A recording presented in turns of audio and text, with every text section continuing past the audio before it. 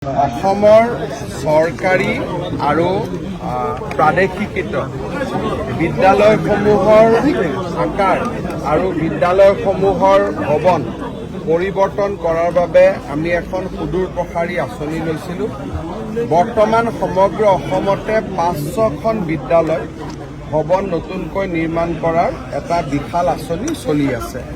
সেই আঁচনিৰ অন্তৰ্গত বেজেৰা উচ্চতৰ মাধ্যমিক বিদ্যালয় এই বিদ্যালয়খন নতুন আকাৰত আমি জানুৱাৰী ডিচেম্বৰ মাহত উদ্বোধন কৰিম আৰু দুদিন পিছত লাহে লাহে অসমৰ প্ৰতিখন প্ৰাদেশিকৃত বিদ্যালয় আৰু চৰকাৰী হাইস্কুলৰ অৱস্থা আমি এনেকুৱা ভৱনলৈ ৰূপান্তৰ কৰিম। স্যাৰ 500খন বিদ্যালয় ইতিমধ্যে ক'লে আপুনি বনোৱা হ'ব আৰু হোৱা নহয়, ইতিমধ্যে বিভিন্ন পৰ্যায়ত আগবাঢ়ি আছে। স্যাৰ কিছু আমাৰ ডন বস্কো ছেইণ্ট মেৰিজতকৈ অসমীয়া স্কুলবিলাক দেখিব ভাল হ'ব।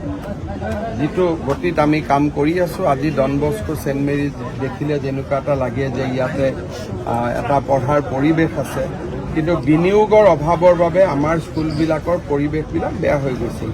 কোনোবা MP ফাণ্ডৰ পৰা 1 লাখ, MP ফাণ্ডৰ পৰা 5 লাখ এনেকৈ লৈ স্কুলবোৰ বেলেগ বেলেগ ধৰণে বনোৱা হৈছিল।